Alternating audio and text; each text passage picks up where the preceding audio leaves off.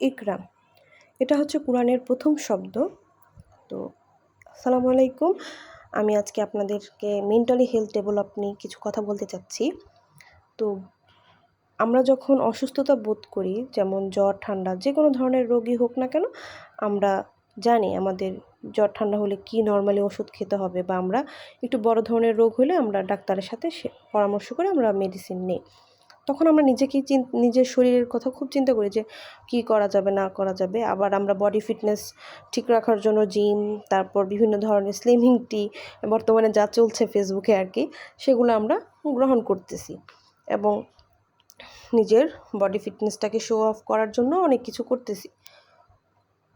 Main কথা হচ্ছে আমরা মেন্টালি হেলথ ডেভেলপমেন্ট করার জন্য আমরা কি করতেছি। আসলেই আমরা কি কিছু করতেছি মেন্টালি হেলথ ডেভেলপমেন্ট করার জন্য? না। কারণ আমরা ভাবতেছি এগুলো করলেই আমাদের মেন্টালি হেলথ ডেভেলপমেন্ট হবে না।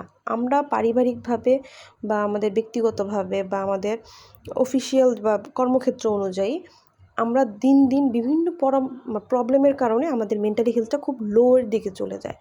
তো এইটাকে আমরা ডেভেলপ করতে পারি কিভাবে? কারো সাথে পরামর্শ করে। কিন্তু আসলে সেটা আমরা পারি না, কারণ আমাদের পরিবেশ, আমাদের সমাজ সেটাকে অ্যালাউ করে না, এখনও পর্যন্ত সেটার দিকে যাচ্ছে না। তো সেটার জন্য আমাদের উচিতটা কি? আমাদের উচিত হচ্ছে নিজেকেই নিজে ডেভেলপ করা। সেটার জন্য একটা ধাপ হচ্ছে রিডিং স্কিল বাড়ানো। তো রিডিং স্কিল বাড়ানোর জন্য আমাদের যেটার দিকে আমাদের ইন্টারেস্ট সেটার দিকে আমরা ধাবিত হব।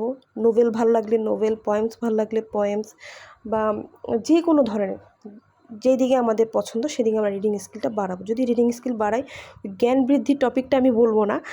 আমাদের রিডিং স্কিল বাড়লে আমাদের কি হবে? হ্যাপি হরমোনটা নিঃসরণ হবে, তাহলে আমাদের মেন্টাল হেলথটা অনেক ডেভেলপ হবে।